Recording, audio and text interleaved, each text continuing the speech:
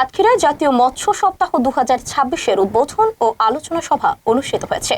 মৎস্য উৎপাদন বাড়াতে আধুনিক প্রযুক্তির ব্যবহার ও নিরাপদ মাছ উৎপাদনের উপর গুরুত্ব দিয়েছেন বক্তারা।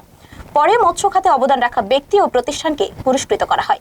বিস্তারিত সাতক্ষীরা প্রতিনিধির পাঠানো তথ্যচিত্রে।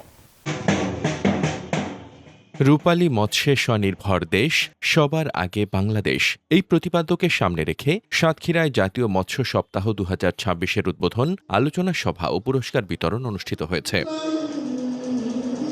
রোববার সকালে সাতক্ষীরা সদর উপজেলা মিলনায়তনে জেলা প্রশাসন ও মৎস্য অধিদপ্তরের আয়োজনে এ অনুষ্ঠানের আয়োজন করা হয়। অনুষ্ঠানে সভাপতিত্ব করেন অতিরিক্ত জেলা প্রশাসক শেখ মইনুল ইসলাম মঈন। বক্তারা বলেন, দেশের অর্থনীতি, কর্মসংস্থান ও মানুষের পুষ্টি চাহিদা পূরণে মৎস্য খাত গুরুত্বপূর্ণ ভূমিকা রাখছে। সাতক্ষীরার উপকূলীয় অঞ্চল ও বিস্তীর্ণ জলাভূমিতে মৎস্য উৎপাদনের ব্যাপক সম্ভাবনা রয়েছে।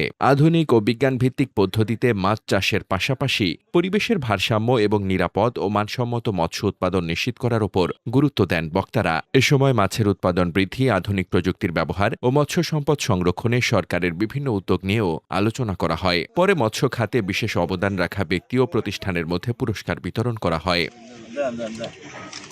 সাতক্ষীরা জেলা প্রতিনিধি শেখ জোবায়ের আল জামানের পাঠানো তথ্যচিত্রে ডেস্ক রিপোর্ট।